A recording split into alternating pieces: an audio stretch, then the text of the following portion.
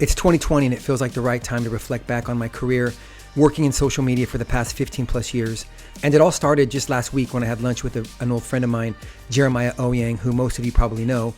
And it reminded me of a time back in the day when he worked at Forrester and I worked at Intel, and we invited him to the office to present a report they just finished called the Social Technographics Ladder of Participation. And it was this model where they classify different users and how they interact and participate within social networks. This was a time when Brian Solis was still leading his PR firm FutureWorks, and he was doing these really cool events up and down the peninsula, connecting influencers all across the Bay Area.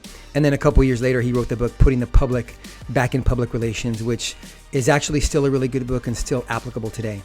This was a time when Chris Heuer created the Social Media Club, which was this global nonprofit organization meant to really educate people on how to use social media the right way, and really drove literacy across several different regions and countries.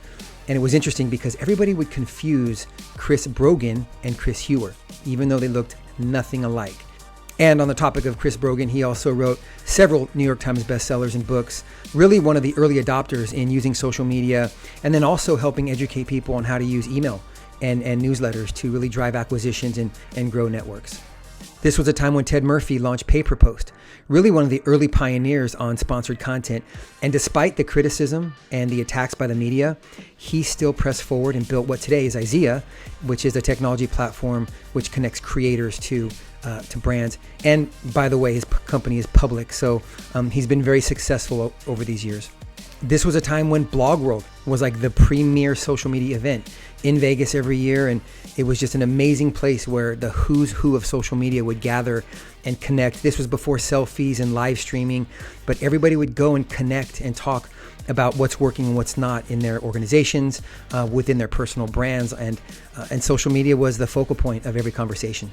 And then you had organizations like the Blog Council, which was an invite only for brands to connect and talk about the challenges of working social media internally and in large enterprises.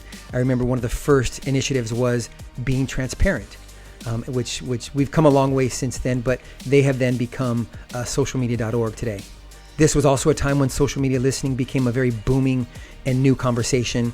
You had Canadian companies like Radian6 and Sysomos really driving thought leadership, eventually becoming synonymous with brand monitoring. You had other technology platforms like Vitru and Involver, which were social media publishing platforms, publishing content and contests on Facebook. Tabs. Yes, tabs were a thing back in the day. And then you fast forward a couple years and you have South by Southwest. And the best memories I've had at South by Southwest are All Hat, which was a gathering of people in Austin, really spearheaded by Richard Binhammer and David Armano. And I just remember connecting in community and drinking a lot of beer and eating a lot of tacos. But it was an awesome place to go to and just exchange ideas and really have a good time building relationships with people.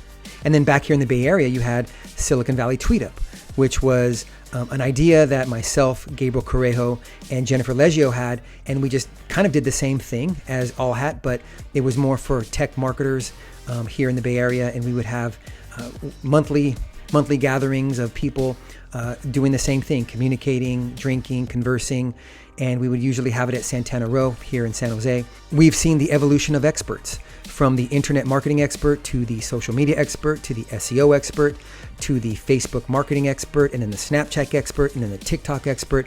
And interestingly enough, usually they were the same people. Nonetheless, we've changed a lot over the last 15 years. And it's very interesting to look back and see kind of where we came from and the years of progression and where we are today. Now, please don't get me wrong here. I'm not name dropping people just for the sake of doing so. I'm actually proud to call every person that I mentioned in this video a friend, a personal friend who I have memories with. Jen, I promise I will never make a comment about your cat again. But each one that I mentioned today has really made an impact in my career and really helped shape who I am today. Now, I'm no futurist. I'm not going to tell you what's going to happen in 2020 or 2021 or 10 years from now. I can only tell you what's happening today. And what's happening today is that we still have a very long journey ahead. I still have a lot to learn.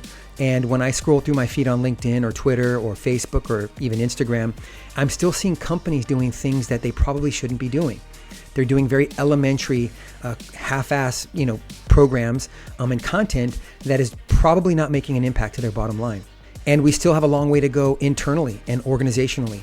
when I hear of friends who work at large companies and they're a team of 1 or a team of 3, and PR has a team of 20 or 25, it just doesn't make sense to me that leadership is not investing in the places that make sense.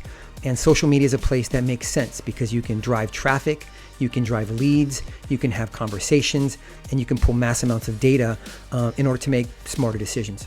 And that really is my main message today. Before we jump into the next big thing, let's make sure that we have everything that we're doing currently in market optimized, and we're learning and we're adjusting and iterating on the fly in order to improve our programs in the market. So that concludes this episode for this week. Thank you again for tuning in. Thank you for supporting me. Thank you for the encouragement and the comments in my inbox and my emails. I really appreciate everybody. And honestly, I feel very confident in video. I feel very confident in watching myself on video and listening to my quite irritating voice on video. And it's all because of you guys. So thank you so much, and thank you for your support. And until then, I'll see you next time.